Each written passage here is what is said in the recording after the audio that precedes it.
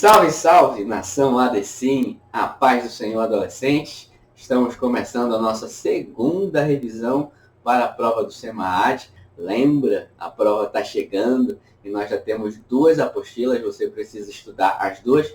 Apostila número 1, já tivemos o nosso primeiro vídeo, a apostila cujo tema é Transformados, e hoje nós vamos estudar a apostila número 2, revisar essa apostila.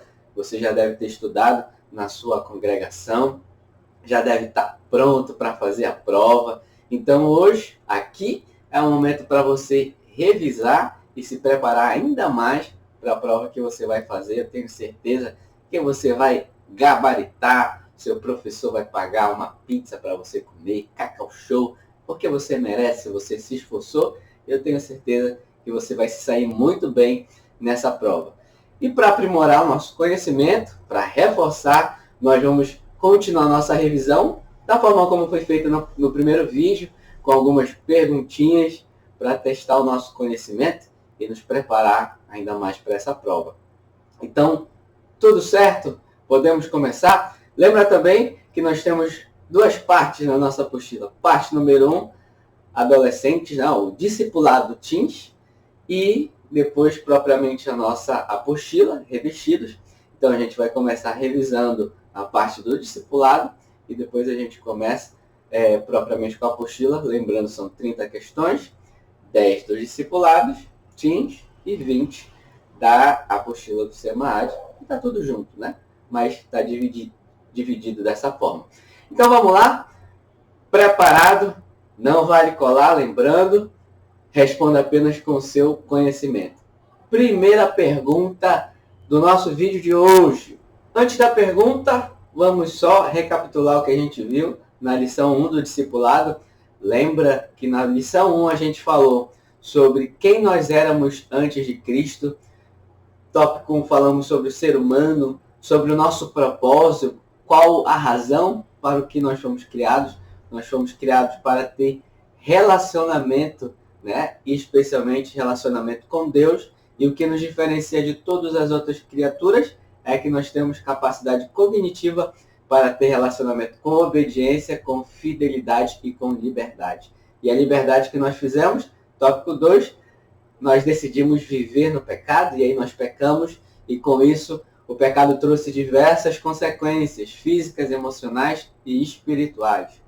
No tópico 3 a gente falou que havia uma solução, e a solução foi Cristo Jesus, a sua morte e ressurreição, que nos trouxe diversos benefícios. E aí a gente vai para a nossa segunda apostila e já começa com a primeira pergunta de hoje. O que é, segundo a apostila, a salvação? Tempo na tela.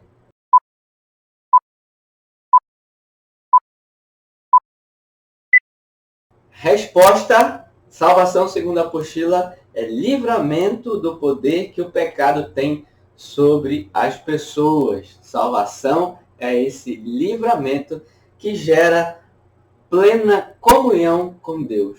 A salvação, nós estávamos perdidos, mas em Cristo Jesus nós tivemos essa comunhão restabelecida e o poder do pecado que nos afastou do Senhor foi desfeito, e as consequências que o pecado trouxe foram desfeitas pelo sacrifício de Jesus a partir da nossa fé no Filho de Deus. Não é por obras, não é pelo nosso mérito, mas é pela fé, pela graça do Senhor Jesus. Então, pergunta número 1, que a salvação é o livramento do poder que o pecado tem sobre as pessoas. Pergunta número 2. Quais são os benefícios espirituais que a salvação nos proporciona?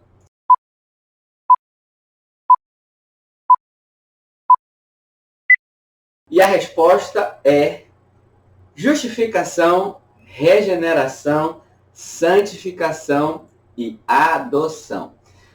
Justificação, a apostila traz um exemplo, uma comparação com o tribunal. Pense no juiz, no réu. Pense no advogado. Nós somos o réu, aquele que é o culpado, o que cometeu o ato errado, criminoso.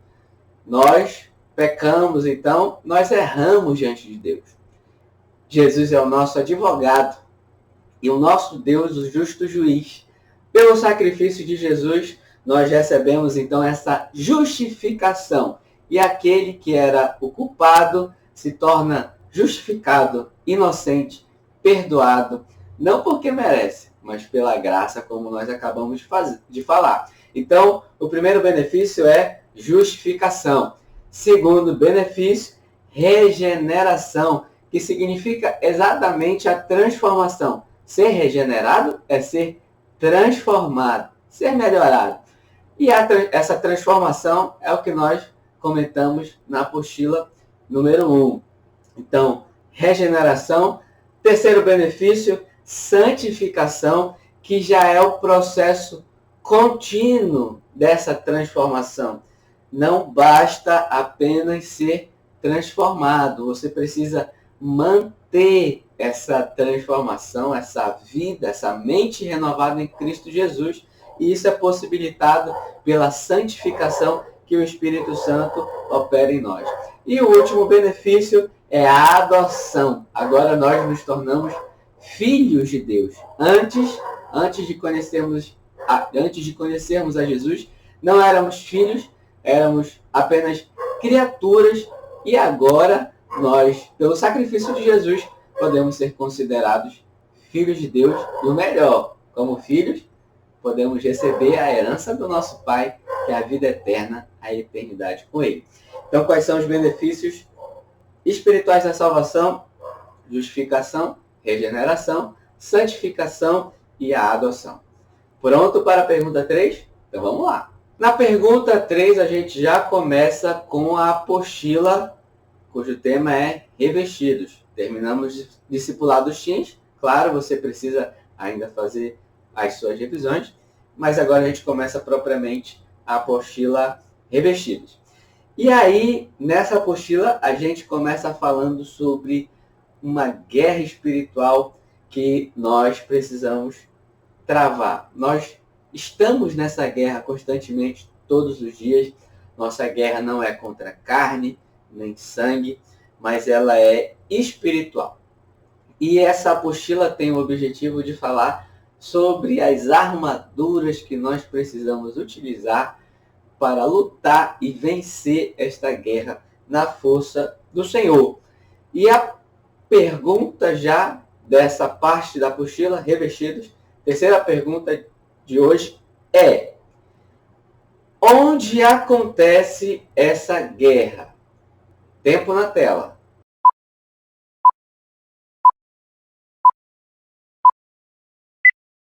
E a resposta é, segundo a apostila, segundo a palavra também, a nossa guerra ela é travada na mente. Essa é a resposta da pergunta. É na nossa mente que essa guerra é travada. Óbvio, nas regiões celestiais, como diz, que é onde estão principados e potestades, mas internamente essa guerra que nós travamos contra a nossa carne, ela é travada na nossa mente. A nossa mente é esse campo de batalha. E todos os dias Satanás tenta combater contra nós, trazendo pensamentos ruins, pensamentos de ansiedade, de depressão, pensamentos de morte, pensamentos pecaminosos, de pecado, da carnalidade. E é lá que nós precisamos estar revestidos. E nessa batalha não estamos sozinhos, o Espírito Santo está conosco e ele nos concede armaduras, ferramentas para que a gente possa lutar e vencer. E sobre essas ferramentas é a nossa pergunta número 4. E nessa pergunta número 4 vai ser, na verdade, uma pergunta verdadeiro ou falso. Você vai responder se essa afirmação que eu vou dizer está certa ou errada. Vamos lá? Pergunta 4. A armadura que Deus nos dá é um dom do Espírito Santo que nos foi dado? Verdadeiro ou falso? Tempo na tela.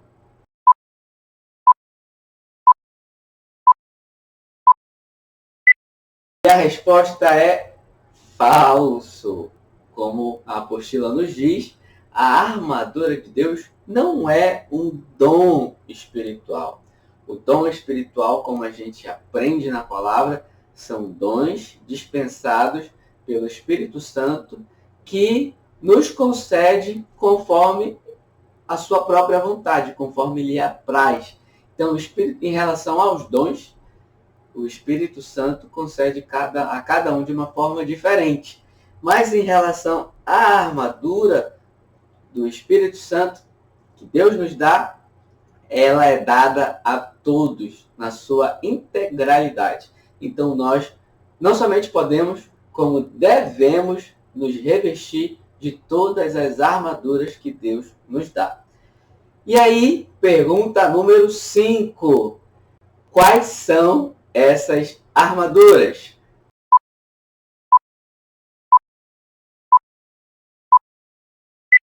E a resposta é: cinto da verdade, couraça da justiça, os sapatos da preparação do evangelho da paz, o escudo da fé, capacete da salvação e sexto, a espada do Espírito.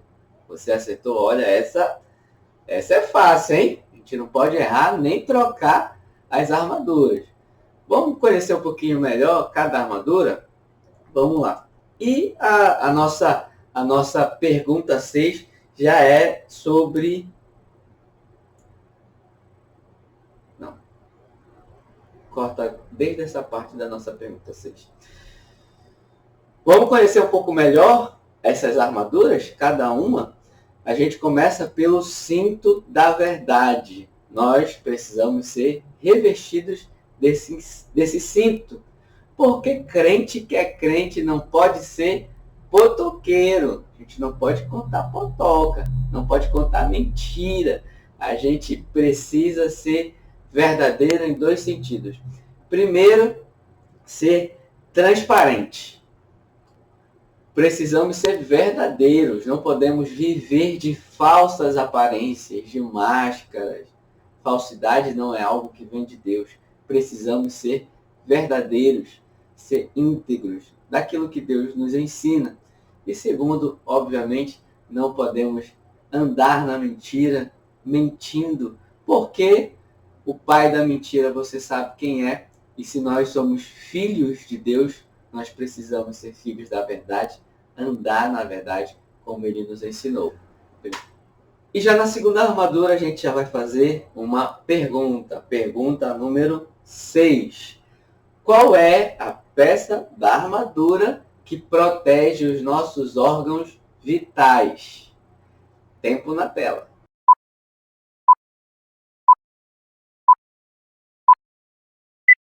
E a resposta é couraça, couraça da justiça.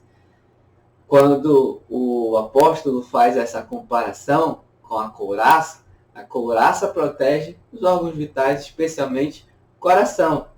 Se nós formos atingidos no coração, obviamente, nós vamos morrer.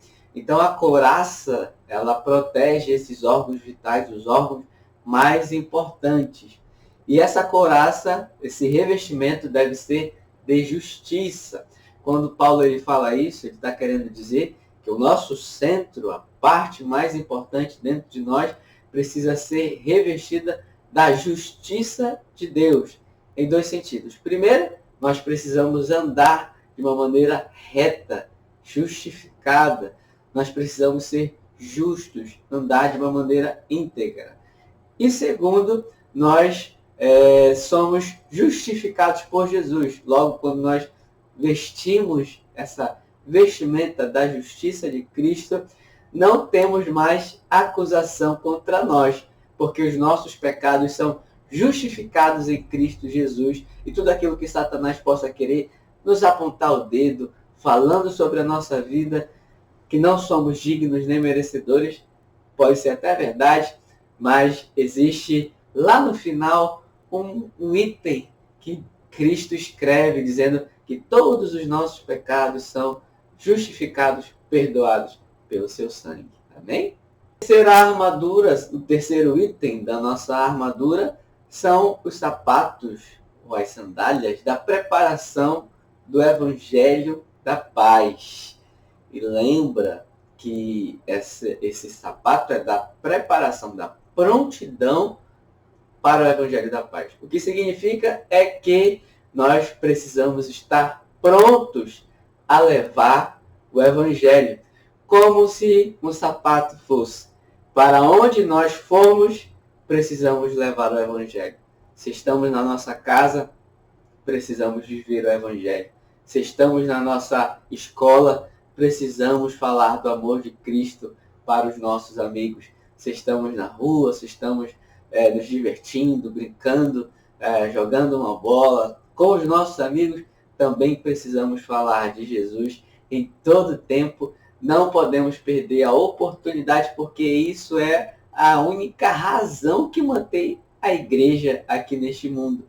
É o nosso chamado, é o nosso sentido de vida, é o sentido da igreja estar aqui. E você é igreja, então você também tem essa missão. E não existe ninguém melhor para pregar o evangelho a adolescente do que adolescente. Então Jesus, ele deseja usar você nessa grande missão. Esteja pronto. E onde você for, leve a mensagem do reino. Amém? Vamos para a nossa pergunta número 7. Pergunta número 7. De acordo com a apostila, qual é a terceira cobertura do crente? Qual é essa armadura que representa a terceira cobertura do crente? Tempo na tela.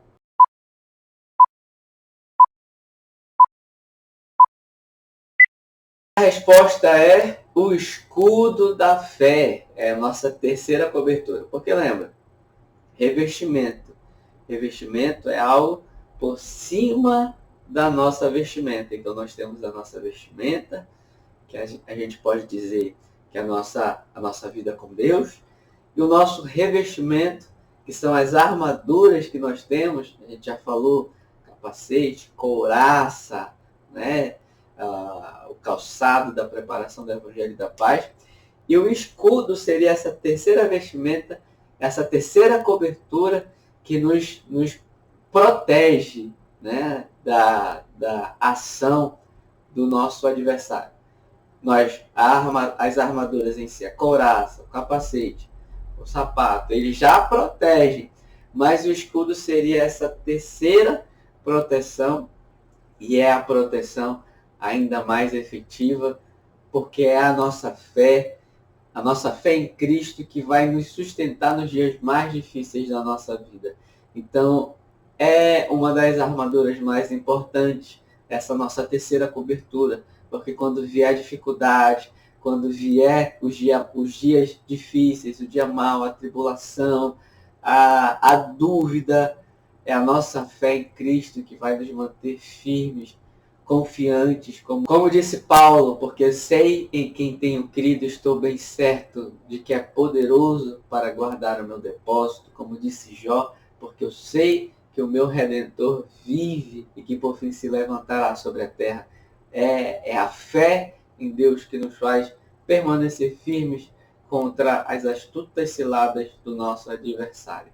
Então, mantenha-se firme na fé, e a fé, como a própria apostila nos diz, ela é alimentada pela oração, pelo conhecimento da palavra, pelo jejum. Não existe fórmula mágica, é isso que vai nos manter mais perto de Deus. A nossa quinta armadura é o capacete da salvação, capacete que protege a cabeça. E, obviamente, se nós formos atingidos na cabeça, a chance é muito grande da nossa batalha ser perdida, de nós morrermos. Da mesma forma, no ambiente espiritual, se a nossa mente for atingida, nós também seremos destruídos. Lembra onde a primeira pergunta, se não me engano, onde a nossa batalha acontece? Na nossa mente. E o capacete da salvação tem esse objetivo de proteger a nossa mente dos pensamentos do mal, dos pensamentos que Satanás queira colocar, daquilo que ele queira que a gente pense. Nós precisamos ter, como aprendemos na nossa primeira apostila, a nossa mente renovada e transformada. E o capacete da salvação tem esse objetivo muito importante. E para finalizar a nossa revisão, última pergunta. Qual é a única arma de ataque do cristão? Tempo na tela.